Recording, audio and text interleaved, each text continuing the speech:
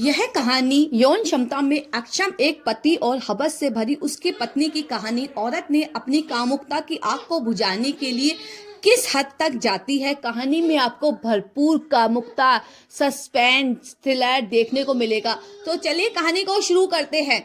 अर्जुन और माधवी की शादी को कई साल हो चुके थे, लेकिन उनका रिश्ता सुखद नहीं था। अर्जुन एक साधारण किसान था जो अपनी मेहनत और ईमानदारी पर विश्वास करता।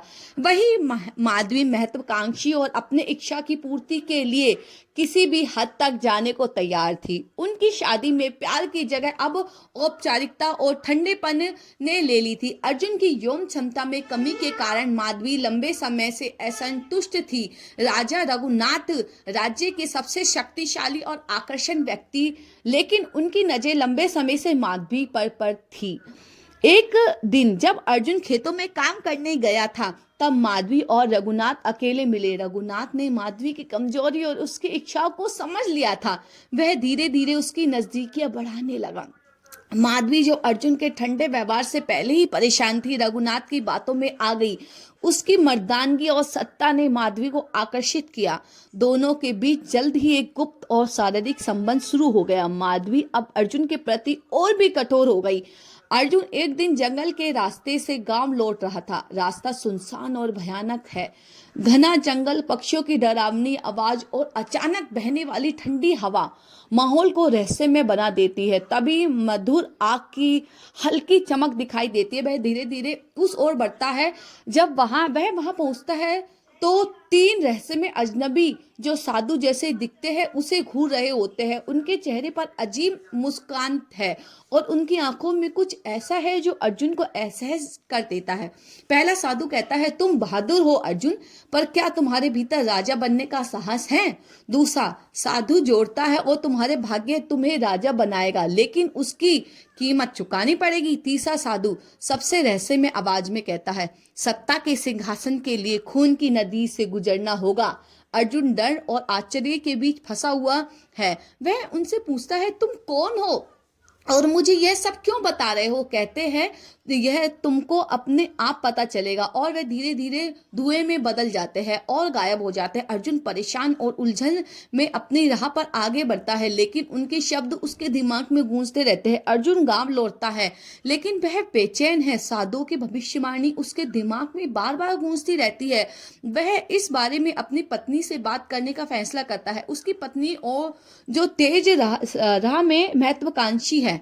अर्जुन के चेहरे पर चिंता देखकर तुरंत समझ जाती है कि कुछ बड़ा हादसा हुआ है। रात को जब दोनों अकेले होते हैं, अर्जुन उससे पूरी घटना सुनाता है। उसकी पत्नी, जिसे लोग माधवी कहते हैं, यह सुनकर एक पल में ही चुप हो जाती है और माधवी के मन में भी रानी बनने का लालच जाग जाता है।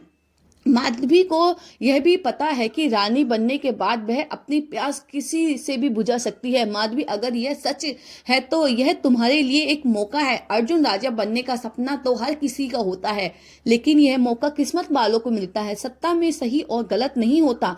अगर तुम्हारे पास मौका है तो तुम्हें उसे छीन लेना चाहिए। जो हिम्मत नहीं करता वह कुछ नहीं पाता। अर्जुन के मन में उथल पुथल मच गई जाती है। जब एक तरफ उसकी अंतर आत्मा उसे सही राह पर चलने को कहती है, तो दूसरी तरफ माधवी के शब्द उसे आते हैं। वह सोचता है कि अगर वह राजा बनता है तो उसका परिवार की प्रतिष्ठा बढ़ेगी और वह अपने लोगों के लिए ज्यादा कर पाएगा। उस रात अर्जुन सो नहीं पाता है। खिड़की से बाहर अंधेरे को देखता रहता है, जबकि माधवी उसके कानों में अपनी योजनाएं फुसफुसाना कि यह दुर्घटना थी, किसी को शक भी नहीं होगा। अर्जुन को इस बात का भनक तक नहीं थी कि उसकी पत्नी और रघुनाथ के बीच क्या चल रहा है। माधवी ने अर्जुन को साधुओं की भविष्यवाणी और राजा बनने के सपनों में उलझा कर रघुनाथ को मारने की योजना बनाई। जो राजा होता है उसको मारने की। अर्जुन ने कहा, रघुनाथ को मारने के बाद तुम्हारे और मेरे जीवन में नई शुरुआत होगी। तुम्हारा भाग्य बदलने वाला है। अगली रात अर्जुन और माधवी राजन रघुनाथ को खत्म करने की योजना बनाते हैं। माधवी योजना बनाती है कि रघुनाथ को उनके ही महल में खत्म किया जाएगा। जब वह गहरी नींद में होंगे, अर्जुन शुरुआत में डर और संकोच दिखाता है, लेकिन माधवी उसे याद दिलाती है कि यह उसका भाग्य है। माधवी, अगर तुम अब कमजोर पड़े तो यह मौका हमेशा के लिए चला जाएगा। क्या तुम पूरी जिंदगी दूसरों के पीछे चलना चाहते हो? अर्जुन धीरे धीरे अपनी झिझक पर काबू पाता है और योजना को अंजाम देने के लिए तैयार हो जाता है। अंधेरी रात, चारों तरफ सन्नाटा, और अर्जुन और माधवी महल वे चुपचाप दाखिल होते हैं। माधवी पहरेदार को शराब नशा मिलाकर बेहोश कर देती है। अर्जुन के हाथ में एक तेज खंजर है, लेकिन उसके कदम लड़खड़ा रहे हैं। रघुनाथ अपने कक्ष में सो रहे हैं और अर्जुन धीरे धीरे उनके पास पहुंचता है। वह खंजर उठाता है, लेकिन कुछ पल के लिए रुक जाता है। उसके मन में फिर से मतलब उधेड़बुन शुरू हो जाता है। अर्जुन सोचता है कि क्या मैं यह सही कर रहा हूँ? क्या मैं यह सिर्फ एक भविष्यवाणी के लिए कर रहा हूँ? तभी माधवी पीछे से फुसफुस आते हुए कहती है, अब मत रुको, अगर आज नहीं किया तो यह मौका हमेशा के लिए चला जाएगा। माधवी की बात सुनकर अर्जुन अपने डर को, दुविधा पर काबू पाता है। वह खंजर उठाकर एक झटके में रघुनाथ का काम तमाम कर देता है। खून के छींटे उसके चेहरे और हाथों में आते हैं। अर्जुन घबरा जाता है और पीछे हटता है। अर्जुन कांपते हुए, यह मैंने क्या कर दिया? माधवी उसे शांत करती है और कहती है, अब ये सोचने का समय नहीं है, इस दुर्घटना की तरह दिखाओ। दोनों जल्दी से हत्या के सबूत मिटाते हैं। खून साफ किया जाता है और रघुनाथ की मौत को एक हमले या डकैती का रूप दिया जाता है। हत्या के बाद अर्जुन अपने घर में वापस आता है, लेकिन वह अंदर से टूट चुका था। उसके हाथ अब भी कांप रहे हैं। वह बार बार अपने हाथों को देखता है, मानो खून को महसूस कर रहा है। अर्जुन, यह खून कभी नहीं छूटेगा, मैं इसे हमेशा देखता रहूंगा। माधवी उसे शांत करती है और कहती है, यह सिर्फ शुरुआत है, अब और खून करने होंगे, अपने कदम और मजबूत करने होंगे। अर्जुन अब राजा बनने की राह पर है, लेकिन उसके दिल और दिमाग में यह अपराध हमेशा के लिए एक काले धब्बे की तरह बैठ जाता है। रघुनाथ की हत्या के बाद अर्जुन राजा बन जाता है, लोग उसे सम्मान देते हैं, लेकिन उसके भीतर का संघर्ष किसी को दिखाई नहीं देता। सत्ता का भार और उसके अपने किए हुए अपराध का बोझ अर्जुन को भीतर से तोड़ने लगता है। राजमहल की भव्यता के बीच अर्जुन दुख को बेहद अकेला महसूस करता है। वह अपने कमरे से गुजरता है तो उसे लगता है कि रघुनाथ की आत्मा उसे घूर रही है। रात को सोते समय वह बार बार बुरे सपने देखता है। सपनों में रघुनाथ का खून से सना चेहरा उसे दिखाई देने लगता है। अर्जुन पसीने में तरबतर उठ जाता है। वह अपने हाथों को देखता है, जिन्हें उसे हमेशा खून से सना हुआ महसूस होता है। माधवी अब एक अधिक सत्या और जिस्म की भूखी हो गई थी। वह अर्जुन को नए षड्यंत्र में शामिल होने के लिए उकसाती है और महल के बाहर भेजना चाहती है और नौकरों के साथ अपने प्यास बुझाती है।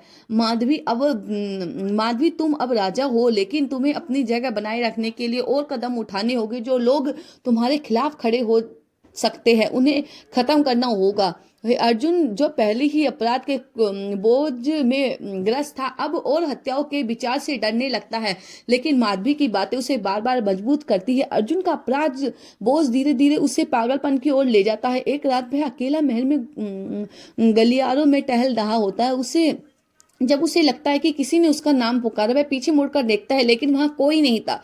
कुछ दिन बाद वह रघुनाथ का प्रेत छवि देखता है। गहरी आवाज में कहता है, अर्जुन, तुम्हारा अंत निकट है, तुम्हारे पापों का फल मिलेगा। अर्जुन अपने कान बंद कर लेता है और चिल्लाता है, नहीं, यह सच नहीं है, यह मेरी कल्पना है। माधवी और अर्जुन के बीच दरारें बढ़ने लगती है। माधवी गुस्से में, तुम हमेशा इतना डरते क्यों हो? तुम राजा हो, राजा को डरने की नहीं, राज करने की जरूरत होती है। अर्जुन, तुम इसे नहीं समझोगी। माधवी, मैंने जो किया उसका भार तुमने नहीं उठाया, यह खून सिर्फ मेरे हाथों पर है। माधवी चुप हो जाती है, लेकिन अर्जुन की कमजोरी उसे चिंतित कर देती है। माधवी, तुम्हें अब अपने डर को भूलकर लड़ना होगा। तुम राजा हो, यह तुम्हारा अधिकार है। अर्जुन अंदर से टूटा हुआ महसूस करता है, लेकिन वह खुद को युद्ध के लिए तैयार करता है। युद्ध का दिन, युद्ध का मैदान, गांव के भारी हिस्से में सत्यजीत और उसके सैनिकों के अर्जुन के महल को घेर लेता है। अपने बचाव के लिए पूरी ताकत झोंक देता है। युद्ध भयंकर होता है, खून की नदियां बहती है। अर्जुन अपनी तलवार से कई दुश्मनों को गिरा देता है,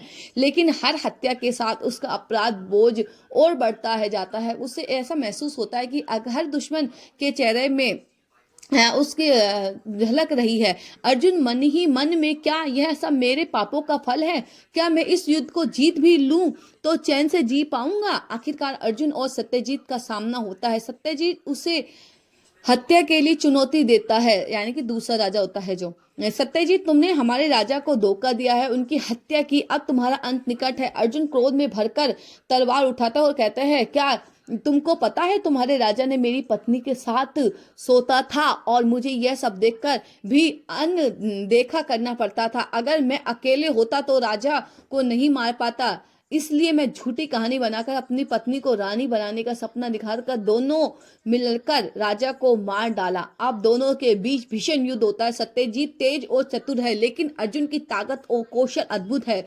युद्ध के दौरान अर्जुन के मन में रघुनाथ की हत्या और अपने अपराध की स्मृतियों को बार बार क्रोध है, उसका ध्यान भटकता है और इसी का फायदा